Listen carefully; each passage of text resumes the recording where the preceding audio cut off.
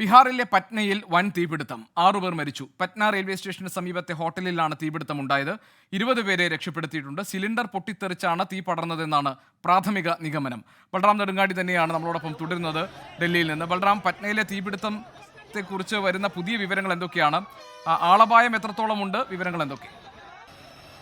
ഗോപികൃഷ്ണൻ, വലിയ തീപിടുത്തം തന്നെയാണ് പട്ന റെയിൽവേ സ്റ്റേഷന് സമീപം തിരക്കേറിയ സ്ഥലത്ത് ഉണ്ടായത്. ഹോട്ടലിലാണ് തീപിടുത്തം ഉണ്ടായത്.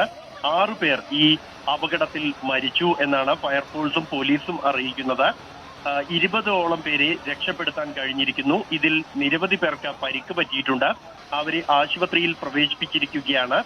സിലിണ്ടർ പൊട്ടിത്തെറിച്ചതിനെ തുടർന്നുണ്ടായ തീപിടുത്തം എന്നാണ് ഫയർഫോഴ്സ് അറിയിക്കുന്നത്. പ്രാഥമികമായി നടത്തിയ പരിശോധനയിൽ സിലിണ്ടർ പൊട്ടിത്തെറിച്ചതിനെ തുടർന്നാണ് തീ പടർന്നത് എന്നാണ് വ്യക്തമായിരിക്കുന്നത്. നിലവിൽ തീ നിയന്ത്രണ വിധേയമാക്കാൻ കഴിഞ്ഞിട്ടുണ്ട്. ഒപ്പം തന്നെ പരിക്കേറ്റവർക്ക് ചികിത്സ ഉറപ്പാക്കാനുള്ള നടപടികളും പുരോഗമിച്ചു വരികയാണ് എന്നും അധികൃതർ അറിയിച്ചിട്ടുണ്ട്. ഗോപികൃഷ്ണൻ. ശരി, ബൽറാം നെടുങ്ങാടിയാണ് വിവരങ്ങൾ നൽകിയത്.